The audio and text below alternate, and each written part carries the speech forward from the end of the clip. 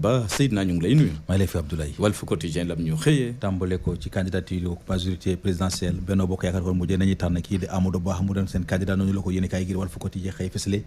yéen kaay gi xëyee di amal ab njàngat jëmale ko ci Amadou Ba lan mooy dooleem ak fa nga xam foofu la néewee kattan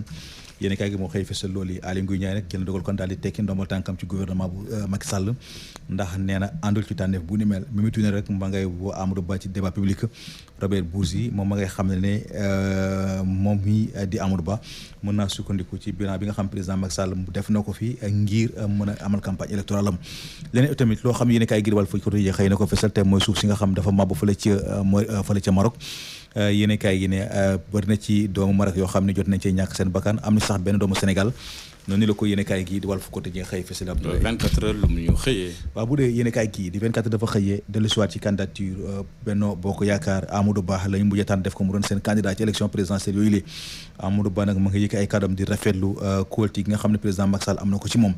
waaye yéen laaj bi yéen kaay dafa xëy samp laaj bëgg a xam ndax Amadou Ba mën naa gagné opposition bi noonu la ko yéen kaay gi xëy fësale ci jamono jojilee Aly Ngouille Ndiaye moom mu ngay jël dogal kon daal di tekki ndombal tànkam ci gouvernement bi ne daal dafa seene demal boppam ubbi ay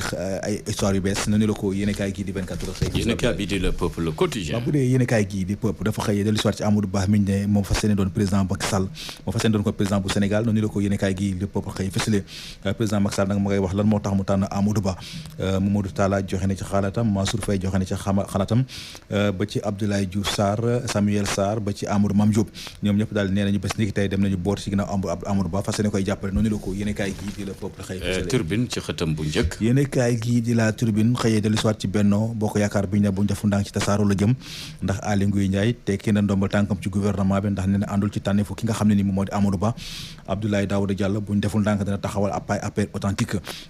ci jamono jooju leen Mame Boye Diao moom ma ngay fas yéene addu ëllëg noonu la ko yéen kaay gii di La Tribune xëy fësalee leen itamit loo xam ne yéen kaay gii di La Tribune xëy na ko fësal Abdoulaye te mooy mbir mu doy waar mu am fële ca kër Mbaye Fall ab xale bu jigéen moom la fa corom rey ci biir këram daal la ko fekk daal di koy rey ndax rek li ko soxna si wax ne ko suñu relation ñun ñaar dama ko bëgg ñu arrêté ko noonu la ko yéen kaay gii di La Tribune xëy fësal Abdoulaye l'info ci xëtam bu dee yéen kaay gii di l'info dafa xëyee dellu soir ci ab coalition Benno Bokk Yaakaar bi nga xam ne tànn nañ Amadou Ba def ko muy seen candidat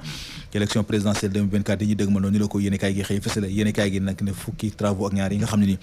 moom la ñuy xaar ci Amadou Ba noonu la ko yéen kaay gii di l'info xëy fësale Abdoulaye yéen kaay geneen Sud Quotidien yéen kaay gii di Sud Quotidien dellu soir ci candidature Benno Bokk Yaakaar jëm ci élection présidentielle 2024 yi ñuy dëgmal Macky Sall introduisé na kii di Amadou Ba Aly Ngouille Ndiaye démissionné na ci poste ministre de l'agriculture Mame Boye Diao moom dana fas yéene àddu ëllëg ngir xool ndax moom dafay des ci coalition Benno Bokk Yaakaar am dafay xàll yoonu boppam noonu la ko yéen kaay gii di Sud Quotidien xëy fësale source alam ñu yëggee yéen kaay gii di source a ne Abdoulaye Daouda Diallo wooñe ne ne àndul ci tànneefu ki nga xam moo di président Macky Sall Abdoulaye Daouda Diallo ci maanaam ci Facebook am da cee la mu ci bind ko message moo nekkoon di jaale doomu aadama yi nga xam ne ni ñoom ñoo jot a ñàkk seen bakkan ci yëngu-yëngu suuf si am fële ca Maroc ci jamono jojulee ay naattangoom ñoom ñu ngay tweeté di Facebook